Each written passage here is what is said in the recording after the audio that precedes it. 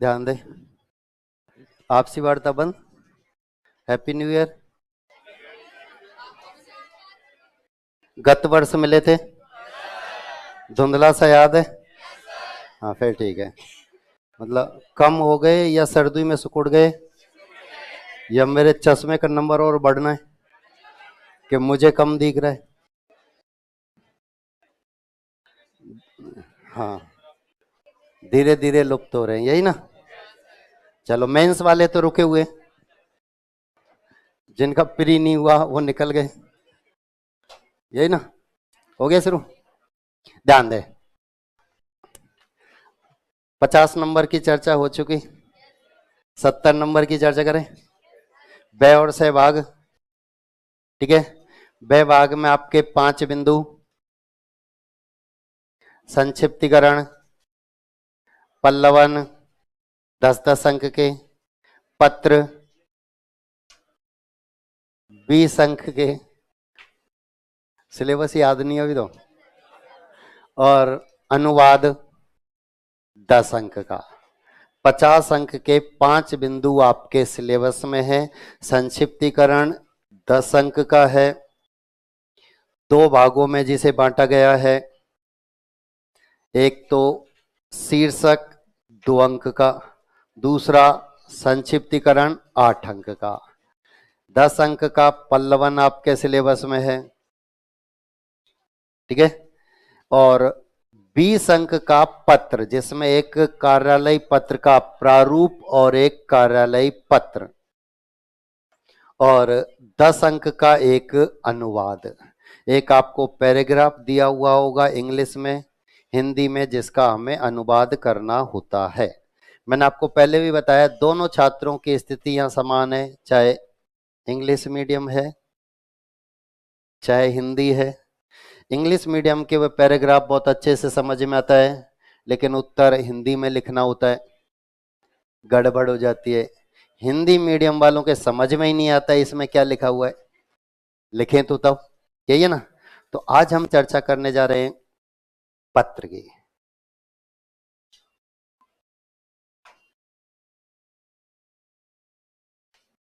बीस अंक का बिंदु आपके सिलेबस में है, ठीक है। पेन कॉपी तो बंद कर दो, बोर्ड पहले समझेंगे, बाद में लिखने का काम करें। अब जो आपका पेपर है, ये पूरा लिखित पेपर है।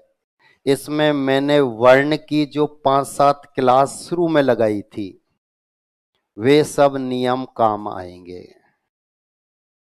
याद है कुछ?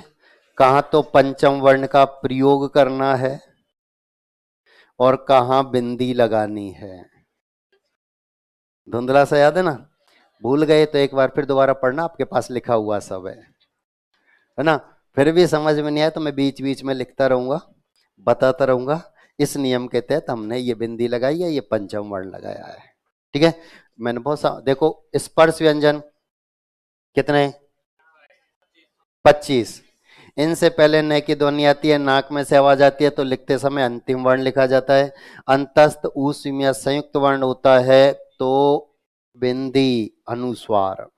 ये याद रखना, बाकी का सब मैं अपना याद दिलाता हुआ चलूंगा, ठीक है। तो सबसे पहले तो ये याद रखना कि स्पर्श है कौन से, किसका अंतिम वर्ण क्या है, यही याद नहीं रहा, सब गड़बड़ हो जाएगा। तो पत्र की मैं चर्चा कर रहा हूं। आज पूर्ण रूपेण विलुप्त हो चुके हैं, सिर्फ सिलेबस में बचे हैं। व्यवहारिक में दूर दूर तक इनका कोई संबंध नहीं है क्या? पत्र लिखे थे क्या कभी? है? मैंने बहुत लिखे और खूब पिटता था इन पत्रों के चक्कर में। हमारे समय में देखो, हमारे समय में 10वीं पास करना बहुत टेढ़ी खीर हुआ करती थी। 10th पास नहीं होता था। 9th और 10th दोनों का सिलेबस एक साथ आता था। 60% 9th का, 40% 10th का सिलेबस मिल के आता था, और 15 से 17% परिणाम रहा करता था 10th का। गांव में कोई बूला भटका पास होता था, इस बार दीनदयाल का बेटा पास हो गया, ऐसे हल्ला हो जाया करता था 10वीं पास होने पर। ठीक। तो हमारे मोहल्ले में मैं एक पहला छात्र जिसने एक ही बार में 10वीं पास की, बाकी के सबको कई कई साल का अनुभव था। ताली मत बजाए कर दे, ताली बजाते आज भी धक धक होती है मेरे, है ना, मैं पहले बता चुका हूं। अब हमारे मोहल्ले में शादियां हुआ करती थी, नई नई दुल्हनें आया करती थी, सास नंद परेशान करती थी। अरे मेरे मोहल्ले की बात कर रहा हूँ, आपकी चर्चा नहीं कर रहा हूँ अभी, आपका नंबर आएगा। अब सास नंद परेशान किया करती थी, तो उस समय हमें बुलाते थे, इधर आ, चिट्ठी लेकर आ। और उस समय एक पोस्ट कार्ड 15 पैसे का आता था और हमको 25 पैसे मिलते थे। 10 पैसे हमारे होते थे। 10 पैसे हमारे लिए बहुत ज्यादा होते थे उस समय। 2 गोलगप्पे आते थे 10 पैसे के, तो बड़ी रकम तो थी। ठीक है। अब हम पोस्ट कार्ड लाते थे, वो जैसे जैसे बोलती थी वैसे वैसे हम लिख दिया करते थे और चिट्ठी गई। 10-5 दिन बाद 2-4-5 आदमी आ जाते थे, इकट्ठे हो जाते थे कि हमारी लड़की को परेशान करते हो, कि साहब नहीं करते, कि चिट्ठी गई है, कि लिखी किसने, गई है यहां तक तो ठीक है पर लिखी किसने। और हमारी दादी माँ हिटलर की संतान होती थी, पहले 10-5 फिर पूछती थी तूने लिखी, और रोज प्रतिज्ञा करते थे आज के बाद चिट्ठी नहीं लिखेंगे चाहे कुछ भी हो जा। लेकिन अगले दिन फिर 10 पैसे का लोभ आता था, एक पत्र हाथ में आ जाता था और फिर लिख दिया करते थे। आज ये पूर्ण रूपेण विलुप्त हो चुका है, सिर्फ सिलेबस में बचा हुआ है, पूर्ण रूपेण गायब है, सिर्फ सिलेबस में है। ठीक है। हम जब फॉर्म भरते थे, हम किसी की भी तैयारी कर रहे थे तो फॉर्म भरते तो उसमें भी पोस्ट कार्ड लगता था, और उस पोस्ट कार्ड के ऊपर 5 रुपए का टिकट लगाते थे और खुद का एड्रेस पता लिखते थे, जो इस बात की पुष्टि करता था कि आपका फॉर्म पहुंच चुका है, आप अब तैयारी कर सकते हैं। फॉर्म 2 सेलेक्ट रिजेक्ट भी फॉर्म होते थे, कॉल लेटर नहीं आते तब पता लगता था। तो उस समय तक पत्र चलते थे, अब बंद हो गए। अब कहां बचे कार्यालय पत्र, बस वो भी सिर्फ मेल होते गए, यही तो है कार्यालय पत्र। अब पत्र कहते किसे, क्या है ये तो समझ में आया, कहते किसे, वह लिखित माध्यम जिससे व्यक्ति अपने भाव या विचारों को दूसरों के समक्ष पहुंचाता है, पत्र कहलाता है। यानी व्यक्ति जब अपने भाव या विचारों को मौखिक रूप से दूसरों के समक्ष पहुंचाने में असमर्थ होता है, तब उन्हें किसी कागज पर लिखकर भेजता है, वही पत्र कहलाता है।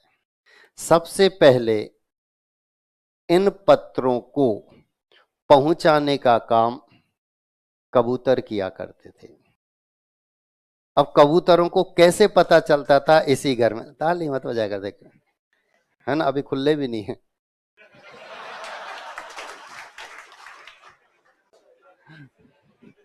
मतलब इस बात में भी ताली बजाने की। चलो, अब कबूतर को कैसे पता चलता था, इसी घर में पत्र डालना है, यही पता, मतलब कैसे पता चलता था उनको, ये भी तो एक महत्वपूर्ण बिंदु। हम कहते हैं सब कबूतर पत्र पहुंचाया करते थे, तो कैसे पता लगे, एड्रेस उनके कान में बोल दिया जाता था कि इसी घर पर जाके। नहीं। राजस्थान में एक जिला होता है भरतपुर, केवला देवघना, क्यों प्रसिद्ध है, साइबेरियंस के लिए। उनको कैसे पता लगता है कि भरतपुर आ गया, ट्रेन में आते हैं प्लेन में आते हैं, कैसे पता लगा, जयपुर क्यों नहीं आए, बीकानेर क्यों नहीं गए, जोधपुर क्यों नहीं गए, बाड़मेर क्यों नहीं गए, भरतपुर आकर क्यों रुक गए, वातावरण, जलवायु जिसे वे पहचानते हैं। ठीक उसी प्रकार पहले जब संबंध हुआ करते थे, बैलगाड़ी में बैठकर संबंध करने के लिए जाते थे, कबूतर उनके साथ जाता था और उस जगह को पहचानता था, इसलिए पत्र वहीं जाकर पहुंचता था। कबूतर के बाद आए संवादिया, ये एक व्यक्ति विशेष होता था, 2-4-5 गांव में एक होता था, सबके कुशल क्षेम इकट्ठे करता था और चारों तरफ वितरित कर देता था, बांट देता था। ठीक है, यही उसकी आजीविका का साधन ही हुआ करता था। खाने पीने को कहीं से अनाज मिल गया, कहीं से पैसे मिल गए, कहीं से कुछ मिल गया, ये सब उसकी जीविका चलती थी। उसके बाद आया पोस्टमैन, डाकिया, और आज मोबाइल, तुरंत लिखकर भेज दिया, ये गया आलू के पराठे बनाने, आज हो गया काम। चिट्ठी तो लिखी, यही तो पत्र है, ठीक है। तो अब पत्र जो है हमारे भाव या विचारों को दूसरों के समक्ष पहुंचाने का सबसे सरल और सस्ता साधन हुआ करता था, सबसे सरल और सस्ता साधन। 15 पैसे का पोस्ट कार्ड लिखकर भेज दिया, कुशल क्षेम गई, एक सप्ताह तक इंतजार करते थे कि अब राजी खुशी उधर से लौट कर आएगी, ठीक है। आज 2 मिनट कोई लेट कर दे तो गुस्सा आने लग जाता है, मैं फोन कर रहा हूँ फोन नहीं उठा रहा, है ना, कुशल क्षेम नहीं मिल पा रही है, तो विचलित हो जाते हैं। आज स्थिति पूर्ण रूपेण बदल चुकी है। पत्र जाता था आता था। अब पत्र का क्या, जो हमारे फौजी हैं उनके पत्र आते थे, उनके पत्र जाते थे। अब उनके पत्र जब जाते थे तो पोस्टमैन खाली पत्र भी उनको लेकर जाता था और उनको देता था कि आपको भी कुशल क्षेम घर भेजनी होगी, आप लिख दो, तब तक मैं फिर आपके पत्र दोबारा ले जाऊंगा। अब सबको पोस्टमैन पत्र बांट रहा था, एक फौजी के पास आते आते पत्र खत्म हो गए उनका, अब खत्म, अगली बार देखना कि नहीं, मेरी माँ बीमार रहती है, मुझे कुशल क्षेम पहुंचाना अति आवश्यक है। तो पोस्टमैन बताया बैरिंग पत्र डाल दो। बैरिंग पत्र क्या होता है, एक सादा कागज पर लिखकर भेज दो, समाचार पहुंच जाएगा। अब सादा कागज पर लिखकर भेजते हैं तो जो पत्र प्राप्त करता था उसको पैसे देने पड़ते थे। हमारे समय उसकी कीमत 1 रुपया थी। अब 1 रुपया बहुत ज्यादा होता था, मतलब 7 चिट्ठी पोस्ट कार्ड आ जाए, ये स्थिति उस समय। तो पत्र लेकर गया और उसकी माँ के पास पत्र पहुंचा तो उसको देने को पैसे नहीं थे। वो पोस्टमैन से कह रही मेरा बेटा जब आएगा तब मैं आपके पैसे दे दूंगी, अभी तो पत्र दो। नहीं दिया। धीरू भाई अंबानी ये सब कुछ देख रहा था, उन्होंने पैसे दिए और माँ को पत्र पढ़कर उस समय सुनाया था। तो उन्होंने सोचा कुछ ऐसा होना चाहिए, इधर से नहीं उधर से ही पैसे लगे जो भेज रहा है। हम बैरिंग पत्र बहुत डालते थे, उन रिश्तेदारों को ज्यादा डालते थे जो कभी कुशल क्षेम नहीं भेजते थे। एक कॉपी का पन्ना पड़ा, उसमें लिख दिया राम राम, फोल्ड किया, भेज दिया, एड्रेस लिख कर गया। इसको सब छुड़ाते थे। क्यों लेते थे सब? क्योंकि कोई बहुत जरूरी काम में इसलिए आया, नहीं तो पोस्ट कार्ड में लिखकर भेज देते थे, ठीक है। और देखते उसमें लिखा हुआ था राम राम, कहां से आया पता नहीं, किसने लिखा पता नहीं, बाकी कोई ब्यौरा नहीं था उसमें। तो ये स्थिति उसमें। तो फिर आया उस पत्र को देखकर रिलायंस, ठीक है, 10 पैसे में 1 मिनट, सबसे पहले ये आया था, सबसे सस्ता सुंदर टिकाऊ साधन जो था, ठीक है। और आज इसी के जरिए हम तुरंत अपने पत्र के समाचारों का आदान प्रदान कर दिया करते हैं। पत्रों का वर्गीकरण यदि किया जाता है तो सबसे पहले होता है व्यक्तिगत पत्र, इसे हम पारिवारिक पत्र भी कहते हैं। दूसरा होता है सामाजिक पत्र। तीसरा होता है सरकारी या कार्यालय पत्र। और चौथा होता है व्यावसायिक पत्र।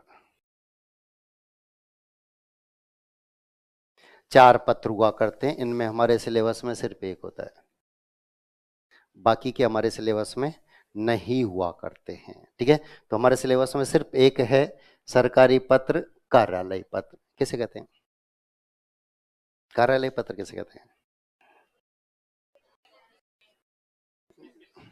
जो ऑफिस से आधे से ज्यादा तो अभी भी वही सोचे, पूछा मत करो साहब, बता दिया करो आप। पहले आपने शुरू में यही किया, फिर बताने लगे, हमारे समझ में आने लगे, बाद में हम याद करेंगे। एक शब्द है व्यवसाय, एक प्रत्यय जुड़ा, आ की मात्रा आ गई, व्यावसायिक। धुंधला से याद आ रहा है ना? याद है, भूल गए? ये नियम सब काम आएंगे। परिवार मूल शब्द है, एक प्रत्यय जुड़ा, शब्द बन गया पारिवारिक। एक शब्द ये भी हमारे सामने आ गया। तो ये नियम आपको व्याकरण वाले, मैंने आपको पहले ही कहा, व्याकरण वाला जो ए भाग है आपका वह 50 अंक का है, पूरे 50 अंक दिलाता है, और दोनों ये भाग उसी के ऊपर निर्भर हैं। यदि आपने यहाँ मात्रा गलत लगा दी, नियम गलत लगा दिया, तो वहीं गोला बन जाएगा, अंक कटने लग जाएंगे। ठीक है, तो सबसे पहले हम अब चर्चा करेंगे कार्यालय पत्र का। ठीक है, अब कार्यालय पत्र जो होता है वह प्रत्येक स्थिति में कार्यालय से ही लिखा जाता है, एक कार्यालय से दूसरे कार्यालय में, एक कार्यालय से किसी निजी संस्था या फर्म के पास, एक कार्यालय से व्यक्ति विशेष के पास, लेकिन लिखा प्रत्येक स्थिति में कार्यालय से जाएगा। हम किसी कार्यालय में कोई पत्र लिख रहे हैं तो वह कार्यालय पत्र नहीं है। यदि कोई कार्यालय हमारे पास पत्र लिख रहा है तो वह कार्यालय पत्र है। एक जिला शिक्षा अधिकारी किसी विद्यालय के प्रिंसिपल के पास पत्र लिख रहा है तो कार्यालय पत्र है। एक प्रिंसिपल जिला शिक्षा अधिकारी के पास पत्र लिख रहा है तो कार्यालय पत्र। उच्च कार्यालय निम्न कार्यालय को, निम्न कार्यालय उच्च कार्यालय को पत्र लिख सकता है किसी भी स्थिति में। ठीक है, तो वह कार्यालय। अब निजी संस्था या फर्म के पास कैसे लिखते हैं? आरएस का विज्ञापन जारी हुआ 1000 पदों के लिए, ये एक विज्ञापन जारी हो गया, 1000 पद हैं। ठीक है, फॉर्म भरे गए, फॉर्मों की संख्या आ गई 7 लाख। सब तैयारी में जुट गए, पेपर की तैयारी करें, 2 दिन बाद 4 दिन बाद पेपर है और सब तैयारी में। लेकिन पेपर से 4 घंटे पहले बस पाई गई है ना, आपने भी ढूंढी थी, बस मिल गई। अब सबको पता लग गया, पेपर क्या हो गया? रद्द। पेपर क्या हो गया? तो रद्द हुआ है तो दोबारा भी होगा, रद्द हुआ है दोबारा भी होगा। अब 7 लाख जो छात्र थे, जो ये एग्जाम देने वाले थे, ठीक है, इन 7 लाख छात्रों की बैठक व्यवस्था सरकार के पास थी। सरकार बहुत अच्छी तरह से इनका पेपर करा सकती थी।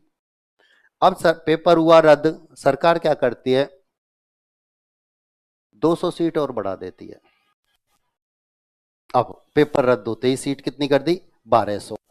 लेकिन नए आवेदन भी मांग लिए, नए आवेदन यानी इस साल और जो ग्रेजुएट हो गए हैं वह भी फॉर्म भर सकते हैं। जिन्होंने भर दिया उनको दोबारा भरने की आवश्यकता नहीं, लेकिन नए भर सकते हैं। तो अब इनकी संख्या पहुंच गई 11 लाख, और से ही अभ्यर्थियों की संख्या 11 लाख पहुंची, सरकार की बैठक व्यवस्था चरमरा गई। 11 लाख का हम एक साथ एग्जाम नहीं करा सकते। आरएस का पेपर है, गांव ढांडी में देंगे नहीं सेंटर, सही जगह ही सेंटर है, तो बैठक व्यवस्था होते।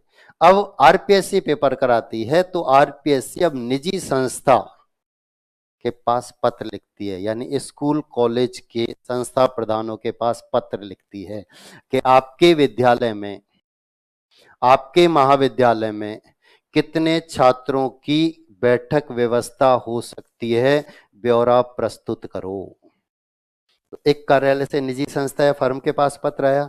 अब वे अपने अपने जितनी सीटिंग व्यवस्था है कि हम 100 बच्चों का करा सकते हैं, हम 500 बच्चों का एग्जाम करा सकते हैं, हम 2000 का करा सकते हैं, पत्र भेज दिए गए। तो एक कार्यालय से निजी संस्था या फर्म के पास भी पत्र गया, यह भी कार्यालय ही पत्र था। व्यक्ति विशेष के पास ज्वाइनिंग लेटर हर एक व्यक्ति विशेष के पास जाता है। तो कहां से लिखा जा रहा है? कार्यालय से। व्यक्ति विशेष के पास लिखा जा रहा है, कार्यालय पत्र है। यानी कहने का मतलब सिर्फ इतना सा है कि कार्यालय पत्र प्रत्येक स्थिति में कार्यालय से ही लिखा जाता है। एक कार्यालय से दूसरे कार्यालय में, एक कार्यालय से निजी संस्था या फर्म के पास, एक कार्यालय से व्यक्ति विशेष के पास। मुझे एक बात ये बताओ, पुरुष कितने होते हैं?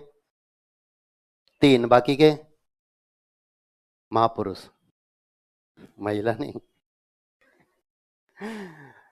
कौन कौन से? प्रथम पुरुष, मध्यम पुरुष, उत्तम पुरुष। ये संस्कृत में होते हैं, हिंदी में कौन बताएगा? उत्तम पुरुष, मध्यम पुरुष, अन्य पुरुष। संस्कृत के प्रथम पुरुष को हिंदी में अन्य पुरुष के नाम से जानते हैं। ठीक है। कथन को कहने वाला जो होता है, वक्ता जो होता है, बोलने वाला जो होता है, वह उत्तम पुरुष होता है। कथन को सुनने वाला जो होता है, श्रोता जो होता है, वह मध्यम पुरुष होता है। और जिसकी चर्चा की जाती है वह अन्य पुरुष होता है। जैसे राम और रावण दोनों के मध्य युद्ध हो रहा है, इस वृत्तांत को मैं आपको बता रहा हूं, तो मैं क्या हूं? उत्तम पुरुष। आप सुन रहे हैं मध्यम पुरुष। राम और रावण अन्य पुरुष। मोटे तौर पर मैं ये कहता हूं कि जो हमारे सामने नहीं होता है, जो प्रत्यक्ष में नहीं होता है, वह अन्य पुरुष होता है। जो प्रत्यक्ष में नहीं होता है वह अन्य पुरुष होता है। और जितने भी कार्यालय पत्र हैं सब अन्य पुरुष शैली में लिखे जाते हैं। जितने भी कार्यालय पत्र हैं सब अन्य पुरुष शैली में लिखे जाते हैं, सिर्फ अर्धशासकीय पत्र को छोड़कर। सिर्फ अर्धशासकीय पत्र ही उत्तम पुरुष शैली में लिखा जाता है, जिसमें हम मैं का प्रयोग कर सकते हैं। बाकी के सभी पत्र, अब एक कार्यालय से दूसरे कार्यालय में पत्र लिखा जा रहा है, मतलब एक जिला शिक्षा अधिकारी किसी विद्यालय के प्रिंसिपल के पास, प्राचार्य के पास पत्र लिख रहा है, तो क्या उस समय वह प्रिंसिपल, प्राचार्य जिला शिक्षा अधिकारी के सामने होगा? नहीं होगा। तो उसके लिए क्या है? अन्य पुरुष। आरपीएससी किसी निजी संस्था या फर्म के संस्था प्रधान के पास पत्र लिख रही है, तो क्या वे संस्था प्रधान उस समय आरपीएससी में बैठे होंगे? नहीं। आपका जब ज्वाइनिंग लेटर लिखा जा रहा होगा, क्या उस समय आप उस कार्यालय में उपस्थित होंगे? तो हम सब क्या हो गए? अन्य पुरुष। इसलिए मैंने क्या कहा है कि जो हमारे सामने नहीं है, जो प्रत्यक्ष में नहीं है, वह अन्य पुरुष होता है। इसलिए जितने भी कार्यालय पत्र हैं सब अन्य पुरुष शैली में लिखे जाते हैं, सिर्फ और सिर्फ अर्धशासकीय पत्र को छोड़कर। अब अर्धशासकीय पत्र क्या है इसकी डिटेल में बाद में बताऊंगा, अभी सामान्य चर्चा कर दूं। एक कार्यालय से दूसरे कार्यालय में पत्र लिखा गया, कोई जानकारी मांगी गई, कोई सूचना चाहिए गई, ठीक है, कोई जवाब नहीं आया, तो दूसरा पत्र लिखा जाएगा। दूसरा जो पत्र लिखा जाता है उसे हम बोलते हैं अनुस्मारक पत्र। पहला लिखा वो सामान्य कार्यालय पत्र, दूसरा जो लिखा हुआ है अनुस्मारक पत्र, जिसे हम स्मरण पत्र के नाम से भी जानते हैं, जिसे हम याददाश्ती पत्र के नाम से भी जानते हैं। दूसरा पत्र लिख दिया, उसका भी कोई जवाब नहीं आया। उसके बाद जो पत्र लिखा गया वह अर्धशासकीय पत्र होता है। यानी सामान्य कार्यालय पत्र, अनुस्मारक पत्र, इनके बाद जो पत्र लिखा जाता है वह अर्धशासकीय पत्र होता है, जो व्यक्तिगत तौर पर कार्यालय के यानी सरकारी कार्य के लिए लिखा जाता है। यानी एक अधिकारी दूसरे अधिकारी को व्यक्तिगत तौर पर समझाता है, और यही एकमात्र ऐसा पत्र होता है जिसमें अधिकारी के नाम लिखे जाते हैं। सीनियर अधिकारी, जूनियर अधिकारी, जूनियर अधिकारी, सीनियर अधिकारी, ठीक है। उसमें यदि जूनियर अधिकारी सीनियर अधिकारी को पत्र लिखता है तो उसमें लिखता है आदरणीय श्री, ठीक है। जूनियर अधिकारी सीनियर अधिकारी जूनियर अधिकारी को पत्र लिखता है तो उसमें लिखता है प्रिय श्री, और फिर नाम आ जाते हैं, ठीक है। अब व्यक्तिगत तौर पर ऐसे समझाते हैं कि एक पत्र मैंने पहले आपको लिखा जिसका आपने कोई जवाब नहीं दिया, जो जवाब इतने तारीख तक आ जाना चाहिए था। दूसरा पत्र लिखा, उसका भी आपने जवाब नहीं दिया था, इसकी जानकारी मुझे इतने तारीख तक हो जानी चाहिए, नहीं हुई। अब मैं आपको व्यक्तिगत तौर पर समझा रहा हूं। सब काम छोड़ो, पहले इस पर ध्यान दो, नहीं तो उठाकर ऐसी जगह पर पटक दिया जाएगा जहां राशन कार्ड से पानी मिलता है। बाद में ये मत कहना कि मैंने सूचित नहीं किया था। इसलिए वहां मैं का प्रयोग होता है, ठीक है। इसलिए यह उत्तम पुरुष शैली में लिखा जाता है। हमारे जितने भी कार्यालय पत्र हैं वे सभी मध्य भाग से शुरू होते हैं, दाएं कोने में खत्म होते हैं। जितने भी पत्र हैं सिर्फ अर्धशासकीय पत्र को छोड़कर। अर्धशासकीय पत्र मध्य से शुरू होता है, बाएं कोने में खत्म होता है। ठीक है, इसी में फेरबदल है, बाकी में कोई फेरबदल नहीं है, क्योंकि हमारे सिलेबस में पत्र को दो भागों में बांटा गया है, सामान्य कार्यालय पत्र का प्रारूप और कार्यालय पत्र, कार्यालय पत्र का प्रारूप और कार्यालय पत्र, जबकि प्रारूप आज तक नहीं पूछा गया, हर बार पत्र ही पूछे जाते हैं। अब आपको प्रश्न बनाकर दे, एक परिपत्र का सामान्य प्रारूप तैयार कीजिए, बस ये लिख दिया। तो हम जैसे लिखते थे ना, हाँ पत्र यहाँ आ गया, यहाँ पत्र क्रमांक आ गया, यहाँ दिनांक आ गया, यहाँ ये लिखने और यहाँ हस्ताक्षर हो गए, ये एक प्रारूप होता था। ठीक है, एक तो प्रारूप पूछा जाता है, एक सीधा सा प्रश्न दिया जाता है, एक सामान्य कार्यालय पत्र लिखिए, अब विषय आपके ऊपर छोड़ दिया, किसी भी विषय पर सामान्य कार्य, किसी भी विषय पर एक अधिसूचना, विज्ञप्ति, कार्यालय आदेश, जो दिवस में कुछ भी, तो विषय आपके ऊपर। ये आज से 5-7 साल पहले होता था, अब तो विषय दिया जाता है और पत्र उसी पर लिखवाया जाता है। मतदाता सूची अद्यतन करने हेतु एक सामान्य कार्यालय पत्र लिखिए, मत सूचियां अपडेट करनी है, उसके विषय आपको दिया है। ठीक है, हिंदी को सभी कार्यालयों में अनिवार्य किया जाना है, इसके लिए अधिसूचना जारी कीजिए। ठीक है, और हमको दी विषय दिया हुआ होता है, 3 तरह से प्रश्न आते हैं, लेकिन उनमें जो तीसरा तरीका है उसी तरह से आज प्रश्न पूछे जा रहे हैं। तो हमारे जितने भी कार्यालय पत्र होते हैं सब अन्य पुरुष शैली में ही लिखे जाते हैं, सिर्फ अर्धशासकीय पत्र को छोड़कर। इसलिए मैंने अन्य पुरुष की चर्चा की कि हमारी जानकारी में ये होना चाहिए अन्य पुरुष है क्या, जो हमारे सामने नहीं है, जो प्रत्यक्ष में नहीं, वही अन्य पुरुष है। अब कार्यालय पत्रों को आपने देखा है, उसमें स्पष्ट लिखा हुआ है कि मुझे राज्यपाल महोदय की आज्ञा से यह कहने का आदेश मिला है। मैं नहीं कह रहा हूं, ये तो आदेश हुआ है, इसलिए मैं आगे इस बात को बता रहा हूं, क्योंकि कार्यालय पत्र लिखने वाला एक व्यक्ति विशेष नहीं होता, एक कार्यालय होता है, पूरा कार्यालय होता है, व्यक्ति विशेष नहीं होता। इसलिए आपने देखा होगा कई जगह पत्रों में लिखा हुआ होता है आज्ञा से संस्था प्रधान, आज्ञा से संस्था प्रधान, फिर संस्था प्रधान के हस्ताक्षर होते हैं और ये हस्ताक्षर परिवर्तित होते रहते हैं, लेकिन संस्था प्रधान निश्चित है कि ये शब्द तो आएगा ही। अब उस संस्था प्रधान में आप बैठे हैं, फिर आप बैठे हैं, फिर आप बैठे हैं, कोई भी हो सकता है। ठीक है, थोड़ा सा लिखेंगे फिर प्रारूप तैयार करेंगे हम। हेडिंग डालेंगे पत्र,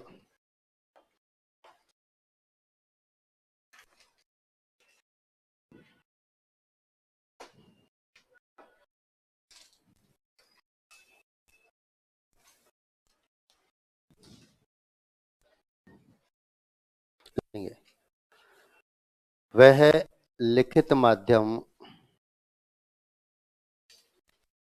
हेडिंग डालेंगे पत्र, डैश करेंगे, लिखते हुए चलेंगे, वह लिखित माध्यम जिससे व्यक्ति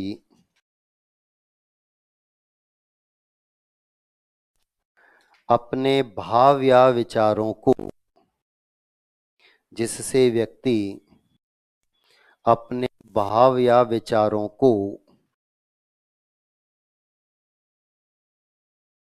दूसरों के समक्ष पहुंचाता है, भाव या विचारों को, भाव या विचारों,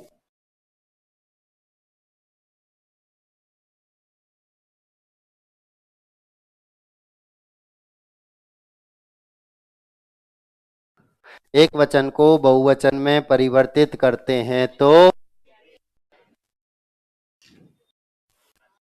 है ना, इतने ही दिन के बाद मेंस आएगा जितने दिन के बाद मैं आया हूं, याद रखना, है ना, तब यही स्थिति होगी जो अब है, मतलब नियम वो भूल चुके होंगे क्योंकि आदत में नहीं रहे थे, क्योंकि आदत में नहीं रहे थे, इसलिए ये वर्ण आप अच्छी तरह से एक बार दोबारा से पढ़ के आना, नहीं आए समझ में ऐसे बीच बीच में चर्चा करता रहूंगा।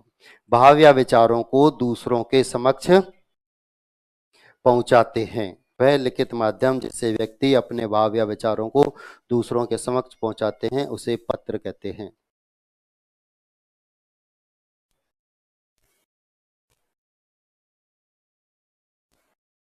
पहुंचाते हैं, हाँ,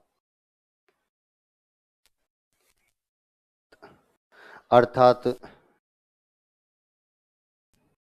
जब व्यक्ति अर्थ जब व्यक्ति अपने भाव या विचारों को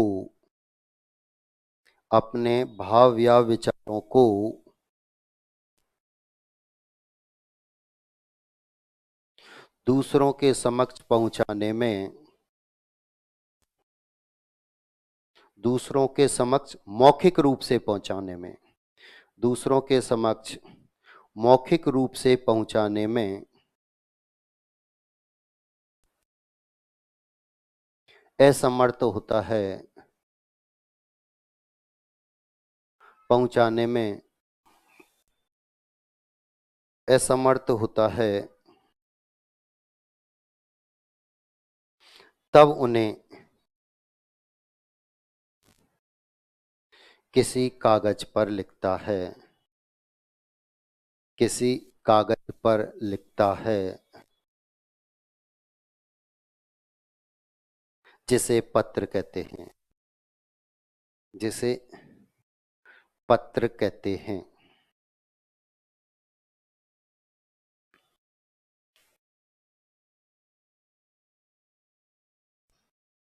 आगे लिख पत्र मनुष्य के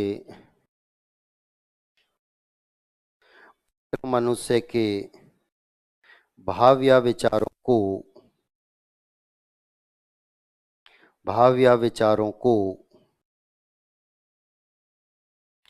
दूसरों के समक्ष पहुंचाने का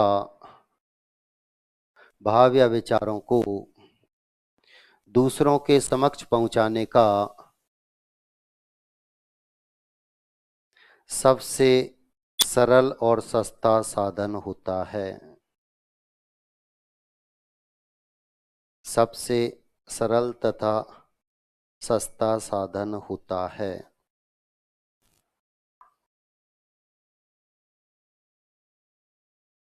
हेडिंग डालेंगे, पत्रों का वर्गीकरण, पत्रों का वर्गीकरण। और ये चार नाम उतारेंगे, ये चारों नाम उतारेंगे, पत्रों का वर्गीकरण और चारों की चारों नाम।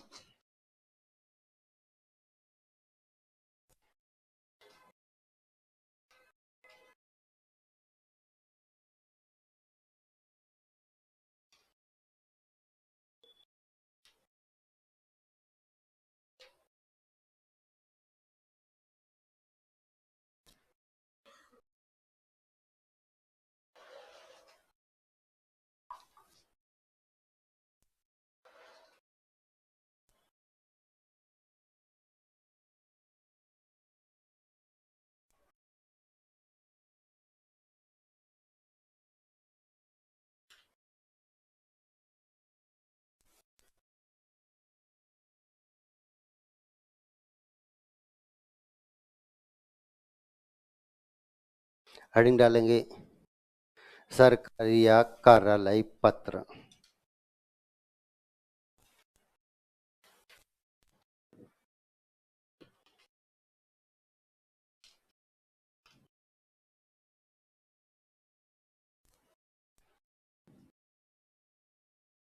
सरकारी या कार्यालय पत्र, वह पत्र जो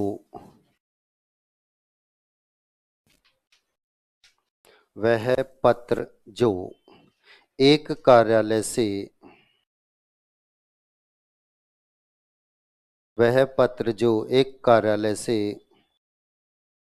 दूसरे कार्यालय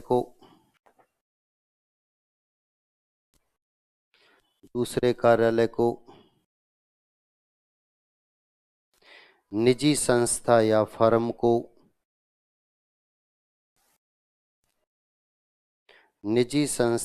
फर्म को या व्यक्ति विशेष को लिखा जाता है, या व्यक्ति विशेष को लिखा जाता है,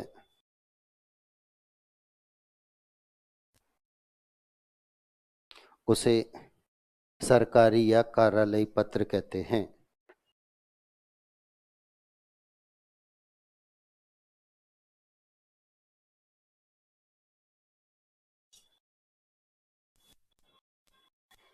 सरकारी या कार्यालय पत्र कहते हैं। इसमें आदेश, निर्देश, नियम निर्धारण,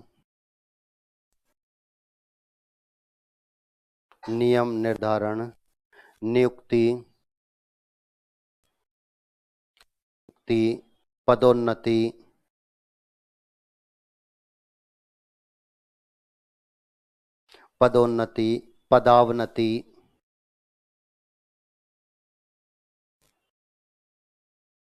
पदावनति, सेवानिवृत्ति,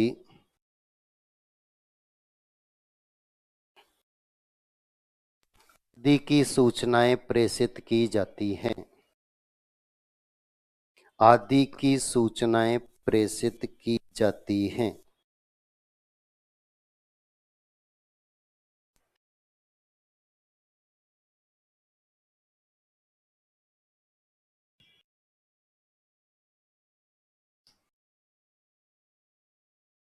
प्रेषित की जाती हैं। है पे बिंदी, है पे बिंदी, है पे बिंदी।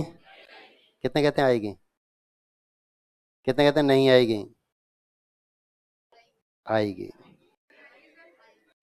मैंने आपको बताया जब हमारा कर्ता बहुवचन बन जाता है तो ता और ती के साथ भी है में बिंदी सूचनाएं, बहुवचन है, प्रेषित की जाती हैं। ठीक है, तो बिंदी आएगी। हेडिंग डालेंगे, सामान्य कार्यालय पत्र का प्रारूप। सामान्य कार्यालय पत्र का प्रारूप। प्रारूप भी लिखेंगे, पत्र भी लिखेंगे, क्योंकि सिलेबस में दोनों है। हर पत्र का मैं जो सिलेबस में उनका प्रारूप भी बताऊंगा और उदाहरण से भी बताऊंगा। ठीक है, अखबार पढ़ना शुरू कर देना, उसमें पत्र आते हैं बहुत, निविदाएं आती हैं, विज्ञप्ति आती हैं, कार्यालय आदेश आते हैं, ये हमारे सिलेबस में सब, ये सब सिलेबस में।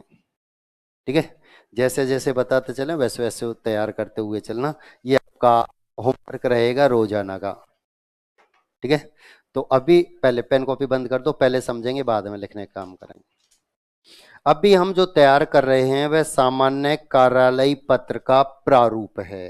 कार्यालय पत्र के अंतर्गत आने वाले पत्रों में भिन्नता देखने को मिल सकती है, यानी थोड़ा बहुत परिवर्तन देखने को मिल सकता है। ठीक है, ध्यान दें। तो सबसे पहले सामान्य कार्यालय पत्र कहां से शुरू होता है? मध्य से, बीच में से। तो सबसे पहले सरकार का नाम लिखा जाता है।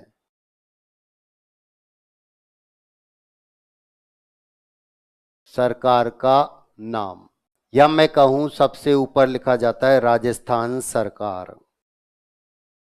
राजस्थान में ही तैयारी कर रहे हैं, ठीक है, तो राजस्थान सरकार ही रहेगा। और आईएएस में होता तो भारत सरकार, राजस्थान सरकार, हरियाणा सरकार, मध्य प्रदेश सरकार, जो भी वहां कुछ भी होता, तो अपने यहां सिर्फ यही आएगा सरकार का नाम। उसके ठीक नीचे वाली पंक्ति में कार्यालय या विभाग का नाम, अल्प विराम, स्थान, पूर्ण विराम। ठीक है, दो पंक्ति हो चुकी है आपकी। एक पंक्ति जैसे मैं बता रहा हूं वैसे ही आपको सब लिखने। ये कार्यालय विभाग का नाम बड़ा हो सकता है तो ये दो पंक्ति में भी आ सकता है, तीन में भी आ सकता है। ठीक है, प्रश्न अनुसार ये होता है, प्रश्न अनुसार होता है। तो ये हमारा जैसे हो गया राजस्थान सरकार, अब यहाँ पत्र लिख रहा है जिला शिक्षा अधिकारी जयपुर, और कोई भी फिर संख्या स्थान आ गया, जयपुर है, भरतपुर है, बीकानेर है, बाड़मेर है, कुछ भी हो सकता है। तो ये दो पंक्तियों का काम हमारा यहाँ हो चुका है। इसके नीचे वाली पंक्ति में बाएं कोने में पत्र क्रमांक लिखा जाता है।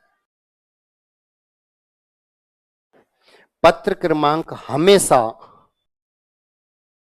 संक्षिप्त में लिखा जाता है।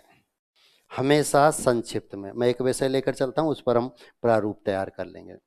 एक जिला शिक्षा अधिकारी किसी विद्यालय के प्रिंसिपल के पास पत्र लिख रहा है और विषय क्या है कि आपके विद्यालय का परीक्षा परिणाम निराशाजनक रहता है, सुधारो। इसके लिए अतिरिक्त शिक्षक, नमस्ते, बोर्ड पर आ जाओ, हिंदी में कहो, सावधानी हटी, सावधानी हटी, खीर पूरी बटी, सब भूल गए। आएगा धीरे धीरे, याद आएगा। अभी तो सब पहला ही तो दिन है 2023 का, आपने कब पढ़ाया था? पिछले साल।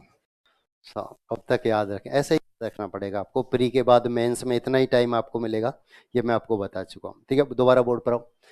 एक जिला शिक्षा अधिकारी किसी विद्यालय के प्रिंसिपल के पास पत्र लिखता है कि आपके विद्यालय का परीक्षा परिणाम निराशाजनक रहता है, सुधारो, चाहे इसके लिए अतिरिक्त शिक्षक लगाओ, चाहे अतिरिक्त शिक्षक, लेकिन परीक्षा परिणाम सुधरना चाहिए। ठीक, तो पत्र कौन लिख रहा है? जिला शिक्षा अधिकारी प्राथमिक शिक्षा जयपुर, सीधा जयपुर भी हो सकता है, माध्यमिक शिक्षा भी हो सकता है, ये कुछ भी। ठीक है, तो यहां से पत्र लिखा जा रहा है, ये सब कुछ संक्षिप्त में लिखा जाता है। इसके बाद एक संख्या होती है, वह सन भी हो सकता है 2021, ठीक है, या कोई संख्या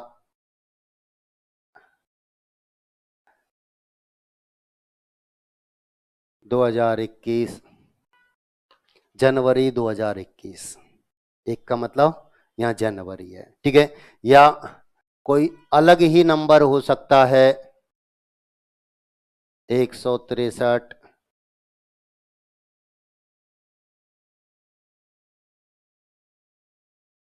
ये फाइल का नंबर होता है, ये पृष्ठ संख्या होती है, कुछ भी हो सकता है। यहाँ पर प्रश्न के अनुसार ये परिवर्तित होते रहते हैं, कुछ भी हो सकता।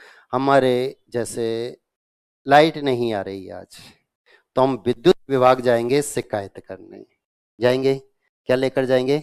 लिखा बिल, ठीक है, किसी कर्मचारी को दिखाएंगे, कर्मचारी वह बिल देखेगा, 100 200 1000 500 वहाँ फाइल होंगी लाल कलर की, जिन पर धूल जमी हुई होगी, उनमें से कोई एक खींच के लाएगा इस नंबर को देखकर।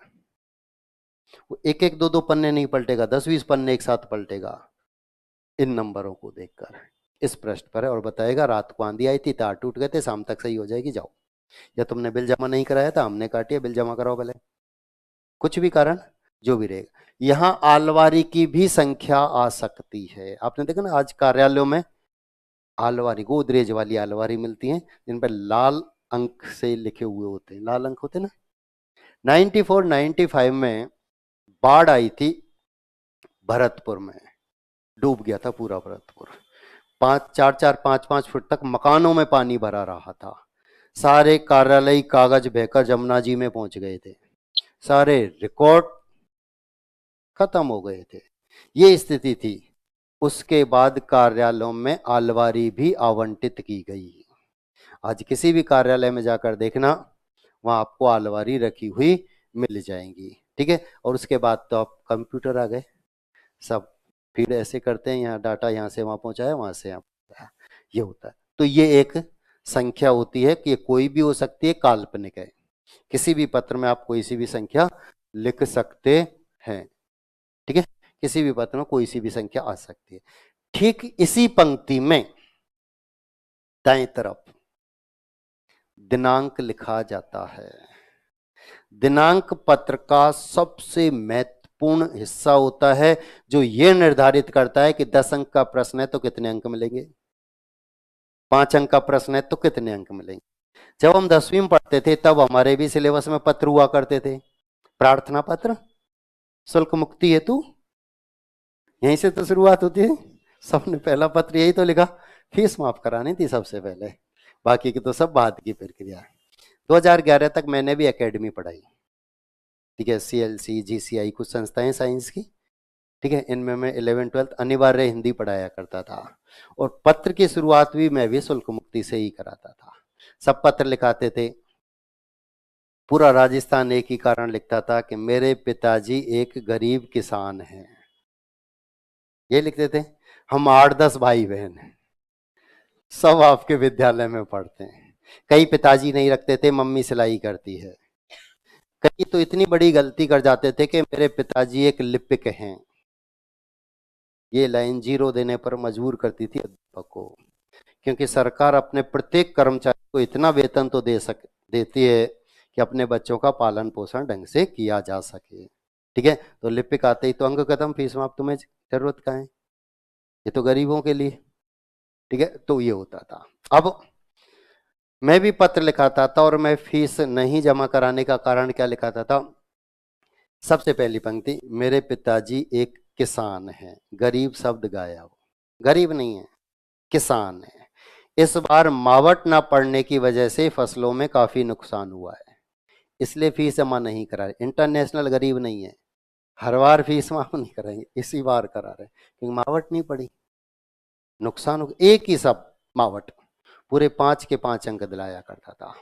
जब हमारा पत्र समाप्त होता था तब हम लिखते थे धन्यवाद और नीचे दिनांक लिखते थे। अधिकांश छात्र 90% छात्र वही दिनांक लिखते थे जिस दिनांक को पेपर हो रहा है, 5 मार्च, 13 मार्च, 17 मार्च, जो भी। अब बताओ, फीस माफ कराओगे मार्च में? साल भर तो पढ़ लिए, अब फीस माफ करानी है।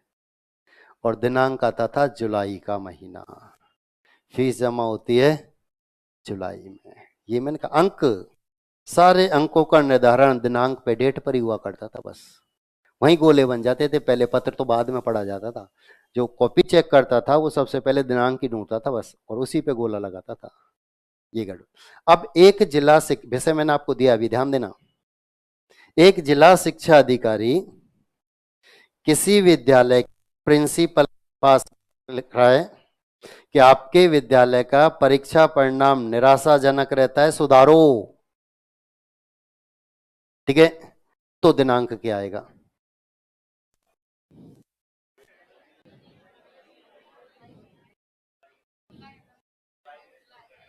मई वाले कितने, वाले कितने, जुलाई वाले कितने,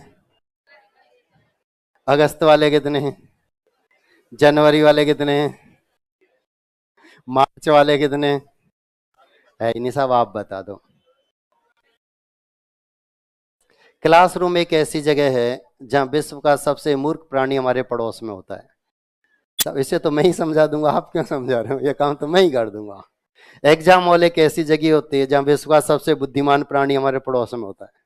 उस समय हम अपने आप से ज्यादा भरोसा कि ये ज्यादा सही करेगा हमसे, तो यही है ना, ध्यान दो। और यहाँ दिनांक आएगा जनवरी का पहला सप्ताह। कैसे पता लगेगा छात्र कमजोर हैं? अर्धवार्षिक परीक्षा के आधार पर कमजोर छात्रों की सूची तैयार कीजिए। और अर्धवार्षिक परीक्षा दिसंबर में होती है, तुरंत बाद विंटर ब्रेक आता है, और 1 जनवरी को फिर विद्यालय। ठीक है, तो जनवरी का पहला सप्ताह, मैंने कहा यही महत्वपूर्ण होता है, यही महत्वपूर्ण होता है। आपके लिए एग्जाम हॉल में एक प्रश्न है, अर्धशासकीय पत्र, सामान्य अर्धशासकीय पत्र तैयार कीजिए, तो उसमें इतनी दिनांक लिखी जाती हैं, एक भी ऊपर नीचे हुई, एक भी गड़बड़ाई तो सुपर हिट हो जाएंगे। याद रखना, क्योंकि क्रम इसमें क्या याद रखना, पहला आपने कार्यालय पत्र लिखा, उसके अगली कोई दिनांक होगी 2-4 महीने के बाद की, ये काल्पनिक दिमाग में ही चल रही होगी, लिखित नहीं होगी हमारे पास, जिसमें हमने अनुस्मारक पत्र लिखा। अब तीसरा पत्र हम लिख रहे हैं वो अर्धशासकीय पत्र, तो इनके बाद का दिनांक होगा। याद रखना, जिस पर दिनांक पत्र लिखा जा रहा है, ये दिनांक मैच नहीं खाने चाहिए। कहीं आप पत्र काम करवाना था आपको मार्च में, और अब पत्र लिखने पहुंच गए मई जून में। काम तो मार्च में ही होना ही है, यानी उससे पहले ही होना है, तो यहाँ दिनांक गड़बड़ करती है। दिनांक सब पत्र में महत्वपूर्ण भूमिका निभाता है।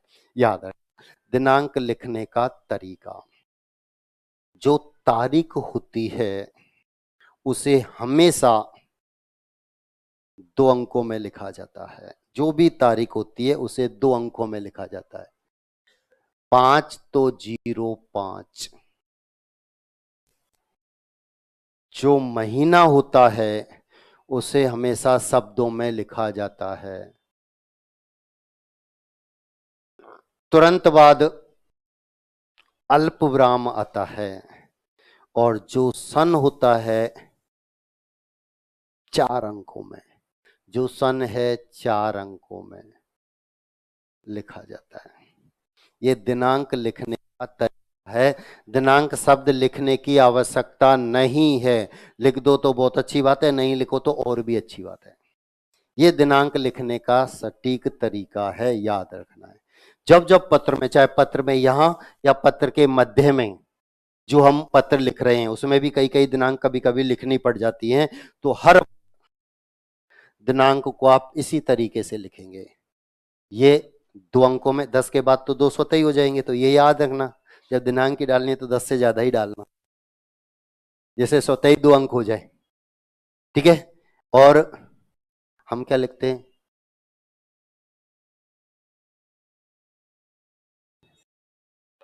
हो गया।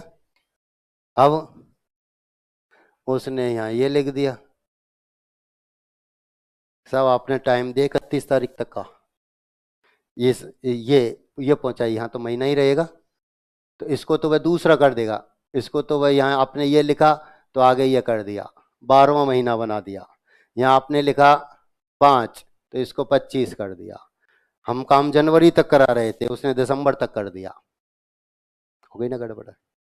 इसलिए ये सटीक तरीका होता है, इसके आगे पीछे हम कुछ नहीं कर सकते। तो याद रखना, जब जब पत्र में दिनांक लिखा जाएगा तरीका आपका यही रहेगा। अब जो पत्र लिखा जा रहा है वह शीर्षक के तौर पर लिखा जाता है। कोई भी पत्र है आपका वह हमेशा शीर्षक के तौर पर ही लिखा जाएगा।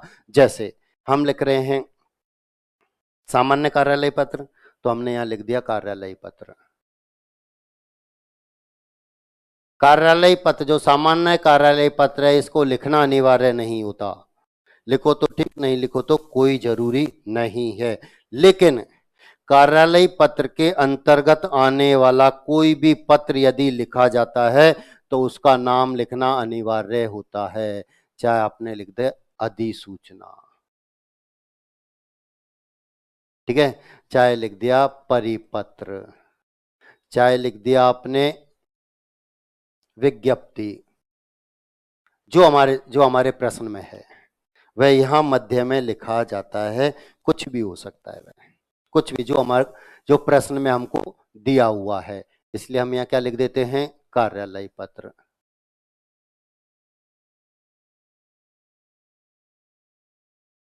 चार पंक्तियां हुई हैं अभी 4 ही पंक्तियां हुई हैं, याद रखना।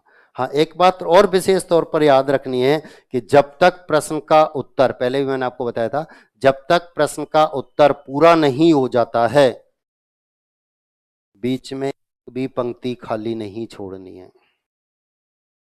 हमारी आदत होती है, हम लिख दिया सेवा में, फिर एक पंक्ति, विषय लिखा फिर एक पंक्ति छोड़ दी, महोदय लिखा फिर एक पंक्ति छोड़ दी।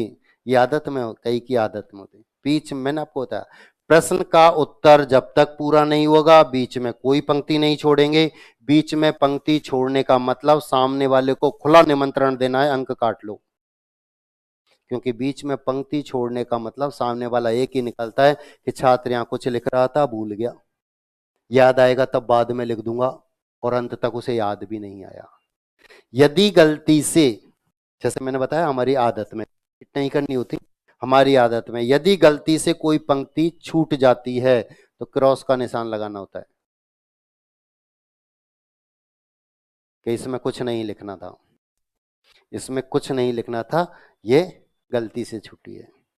ये याद रखना, चाहे आप निबंध लिख रहे हैं, चाहे पल्लवन लिख रहे हैं, संक्षिप्तीकरण पत्र, कुछ भी लिख रहे हैं आप, आपने किसी भी गाइड में, किसी भी पुस्तक में, किसी के भी नोट्स में बीच में पंक्ति खाली नहीं देखी होगी जब तक प्रश्न का उत्तर पूरा नहीं हो जाता है। ये हमारे द्वारा ही लिखित होता है, इसे हम ही लिखते हैं और यही हमारी आदत में होता है। ठीक है, इस प्रारूप को आगे जारी रखेंगे अगली क्लास में। प्रारूप कंप्लीट करेंगे तभी लिखा दूंगा, छोड़ दो चाहे, कोई जरूरत नहीं, अगली क्लास में ही दोबारा से फिर चर्चा करेंगे। आज इतना ही रहेगा।